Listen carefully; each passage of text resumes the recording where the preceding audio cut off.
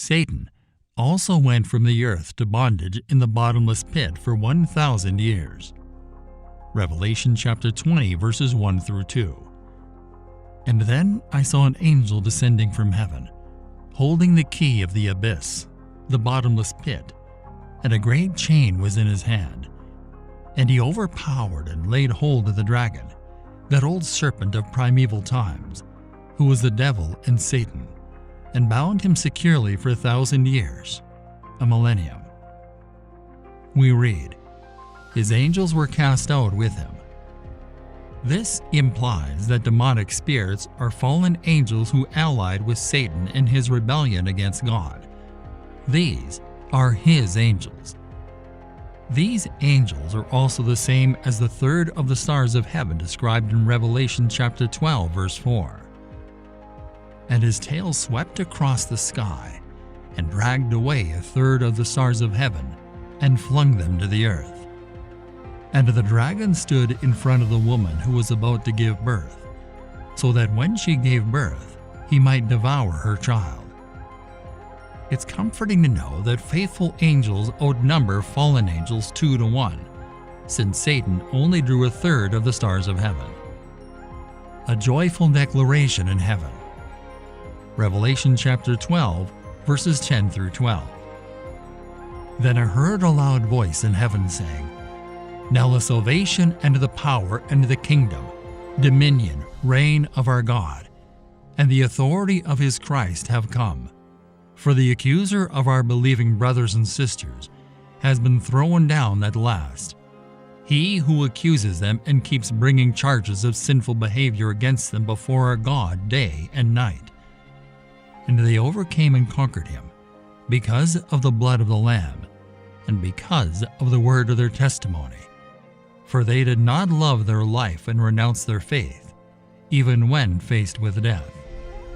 Therefore rejoice, O heavens, and you who dwell in them in the presence of God. Woe to the earth and the sea, because the devil has come down to you in great wrath, knowing that he has only a short time remaining. We read, the accuser of our brethren, who accused them before our God day and night, has been cast down. Satan's accusing work ends here, when he is cast out from his access to heaven. That is why today we need an intercessor and advocate. Hebrews chapter 7 verse 25.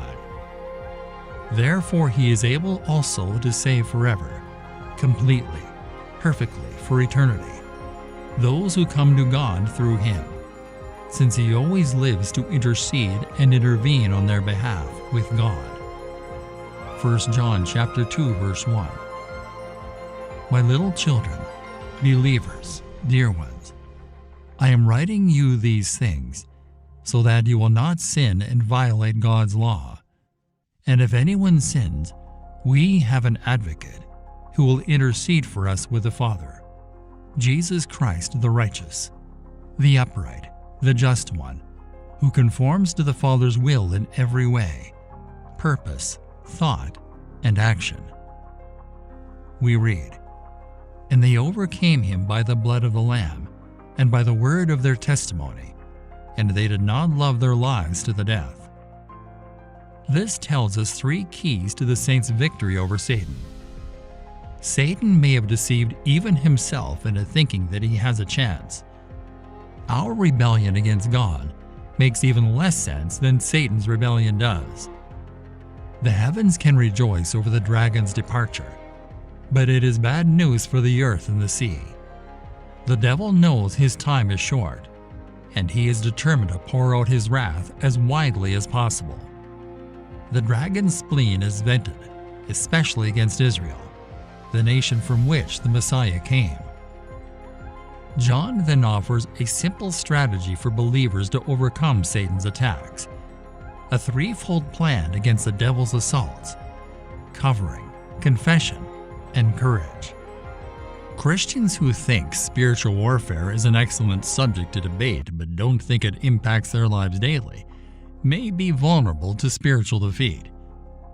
Good soldiers of Jesus Christ No, Satan roams the earth seeking those whom he may devour. We must be ready. 1 Peter chapter 5 verse 8. Be sober, well-balanced and self-disciplined. Be alert and cautious at all times. That enemy of yours, the devil, prowls around like a roaring lion, fiercely hungry, seeking someone to devour. The primary way Satan attacks the people of God is through blasphemy, and he is the accuser of our brethren. Even so, believers have a divine advocate before God named Jesus Christ. 1 John chapter 2 verse 1. My little children, believers, dear ones, I am writing you these things so that you will not sin and violate God's law. And if anyone sins, we have an advocate who will intercede for us with the Father, Jesus Christ the righteous, the upright, the just one, who conforms to the Father's will in every way, purpose, thought, and action. Satan, the adversary, may seek to destroy God's people, but Jesus Christ is the Good Shepherd. John chapter 10 verse 11. I am the Good Shepherd. The Good Shepherd lays down his own life for the sheep. John chapter 10 verse 14. I am the Good Shepherd, and I know without any doubt those who are my own, and my own know me, and have a deep personal relationship with me.